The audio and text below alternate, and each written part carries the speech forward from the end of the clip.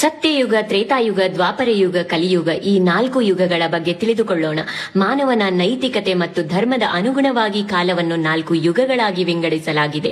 ಯುಗ ಎಂದರೆ ಕಾಲಚಕ್ರದ ನಿರ್ದಿಷ್ಟ ಅವಧಿ. ಸತ್ಯಯುಗ ಎಂದರೆ ಮಹಾಕಲ್ಪದ ಅರ್ಧ ಭಾಗ, ಅತಿ ಹೆಚ್ಚಿನ ಭಾಗ ಅದಕ್ಕೆ ನೀಡಿದ್ದಾರೆ. ಅದರ ಅವಧಿ 17,28,000 ವರ್ಷಗಳು. 100ರಷ್ಟು ಜನ ದೇವಾಂಶ ಸಂಭೂತರು, ಸತ್ಯವಂತರು, ನಿಷ್ಕಲ್ಮಶ ಗುಣವುಳ್ಳವರು, ಆರೋಗ್ಯವಂತರು, ಇಂದ್ರಿಯ ನಿಗ್ರಹ ಉಳ್ಳವರು, ಕಣ್ಣೀರು ಇರುತ್ತಿರಲಿಲ್ಲ, ನಾಜೂಕು ಜನರು, ಪುಣ್ಯವೇ ಹೆಚ್ಚು ಇರುತ್ತಿತ್ತು, ಗಂಡು ಹೆಣ್ಣಿನ ಭೇದ ಭಾವ ಇರುತ್ತಿರಲಿಲ್ಲ, ಪ್ರೇಮ ಭಾವವೇ ತುಂಬಿತ್ತು, ಎಲ್ಲರೂ ಸಮಾನವಾಗಿ ಬಿಲ್ವಿದ್ಯೆ, ವಿದ್ಯೆ, ಶಾಸ್ತ್ರಗಳನ್ನು ಕಲಿತಿದ್ದರು.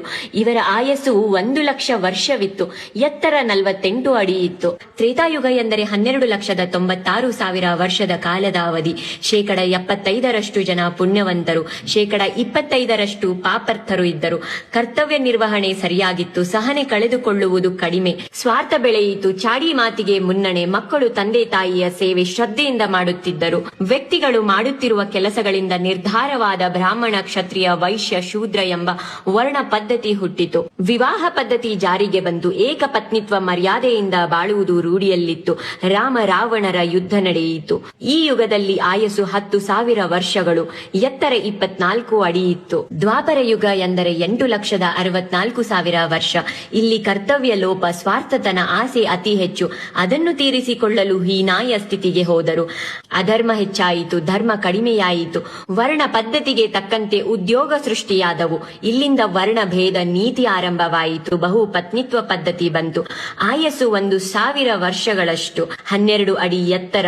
ಕಲಿಕೆಯಲ್ಲಿ ಜಾತಿ ಭೇದ, ಬ್ರಾಹ್ಮಣ, ವೈಶ್ಯ, ಕ್ಷತ್ರಿಯ. ಧರ್ಮ 50% ಉಳಿಯಿತು. ಕಲಿಯುಗ ಎಂದರೆ 4,32,000 ವರ್ಷ. ವೇದಾಧ್ಯಯನ ಕಡಿಮೆ, ಸ್ವಾರ್ಥಿಗಳು, ಸ್ತ್ರೀ ಪುರುಷರು ಅಧರ್ಮಿಗಳಾಗುತ್ತಾರೆ, ಹಿಂಸೆ ಹೆಚ್ಚು, ತಂದೆ ತಾಯಿಯರನ್ನು ಬಿಟ್ಟು ಹೋಗುತ್ತಾರೆ, ಸುಖ ಭೋಗಗಳಲ್ಲಿ ಆಸಕ್ತಿ, ರೋಗ ರುಜಿನಗಳು ಹೆಚ್ಚು. ಅರಿಷಡ್ವಗಳು ಅಂದ್ರೆ ಮನಸ್ಸಿನ 6 ಶತ್ರುಗಳಿಗೆ ದಾಸರಾಗುತ್ತಾರೆ. ಅವುಗಳು ಕಾಮ, ಕ್ರೋಧ, ದುರಾಸೆ, ಅಹಂಕಾರ, ಮೋಹ, ಅಸೂಹೆ, ಸೋಮಾರಿತನ. ಇವರ ಆಯಸ್ಸು 100 ಮತ್ತು ಎತ್ತರ 6 ಅಡಿ. ಧರ್ಮ ಕೇವಲ 25% ಮಾತ್ರ ಉಳಿಯಿತು. ಈ 4 ಯುಗಗಳು ಸೇರಿದಾಗ ಒಂದು ಚಾತುರ್ಯುಗವಾಗುತ್ತದೆ. ಇಂತಹ 1000 ಚಾತುರ್ಯುಗಗಳು ಸೇರಿದರೆ ಬ್ರಹ್ಮನ ಒಂದು ಹಗಲು. ಇದನ್ನು ಒಂದು ಕಲ್ಪ ಎನ್ನುತ್ತಾರೆ. ಮನ್ವಂತರ ಎಂಬುದು ಬ್ರಹ್ಮನ ಒಂದು ಕಲ್ಪ, ಅಂದ್ರೆ ಒಂದು ದಿನದ ಒಳಗಿನ ಉಪವಿಭಾಗ. ಪ್ರತಿಯೊಂದು ಕಲ್ಪದಲ್ಲಿ 14 ಮನ್ವಂತರಗಳು ಇರುತ್ತವೆ ಮತ್ತು ಪ್ರತಿಯೊಂದು ಮನ್ವಂತರವನ್ನು ಒಬ್ಬ ಮನು ಅಂದ್ರೆ ಮಾನವ ಧರ್ಮದ ನಾಯಕ ಆಳುತ್ತಾನೆ. ನಾವೀಗ 7ನೇ ಮನ್ವಂತರದಲ್ಲಿ ಜೀವಿಸುತ್ತಿದ್ದೇವೆ ಮತ್ತು ಇದರ ನಾಯಕ ವೈವಸ್ವತ ಮನು ಆಗಿದ್ದಾನೆ. ಜೈ ಶ್ರೀಕೃಷ್ಣ. ರಾಧೇ ರಾಧೇ.